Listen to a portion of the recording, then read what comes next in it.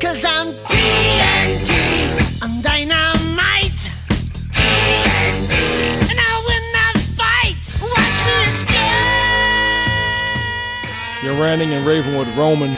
Okay, ask away.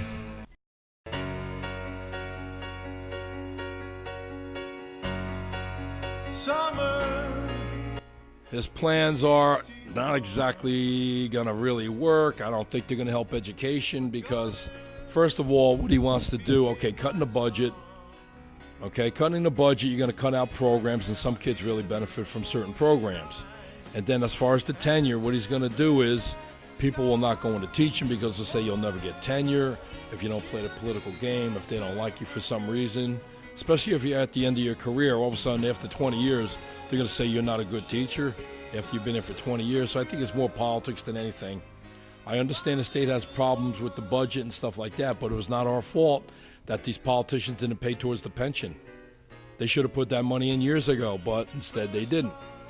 So as far as I'm concerned, I think he's a lot of hot air, and he's making the teachers and the cops and the firemen the bad guys when, you know, like us taxpayers. I'm like, I pay taxes just like everybody else. So I think it's, you know, he got elected on that, and I think he's just a bunch of hot air.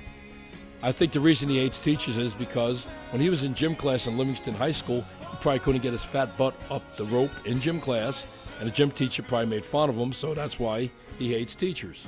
His kids go to private school, by the way. His wife makes about $500,000 a year, lives in Mendham. He has all of his millionaire buddies. This is all facts, all on the paper. He has his millionaire buddies. He doesn't want to tax them because they all live in Mendham in their little golden world. He doesn't come down to reality. Maybe the best thing he'll do is run for president and get out of Jersey. And believe me, I don't think too many people are going to cry about it. He's also a bully. When everybody comes up to him and tries to talk to him, he tries to outshout them, things like that. If he really doesn't like what you're saying, he has the state troopers escort you out. And every time he has his town hall meetings, and unfortunately he has them during the day when most people are working, except his invited audience who is going to applaud like trained seals at everything he says. Why doesn't he have him at night where the blue-collar people who support this state and this country can actually ask him a decent question? And as far as the taxes, everybody pays taxes, but I think he's just a big bag of wind, and he's blaming us teachers for everything. And unfortunately, we have to deal with this guy until he leaves office. The sooner the better, as far as I'm concerned.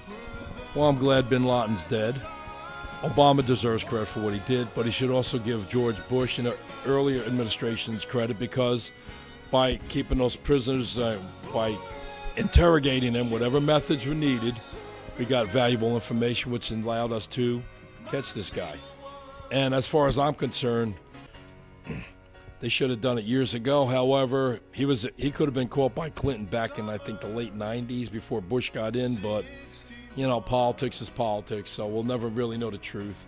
But I think he did the right thing. The only thing, though, is they should release the pictures. I think the American people deserve it. So do I. I paid for probably part of that bullet that took this guy out. As far as the Navy SEAL, he should remain anonymous. However, he should be given a bonus because he saved us a lot of money. And as you can see, the world really isn't crying except for his followers. Hi, honey.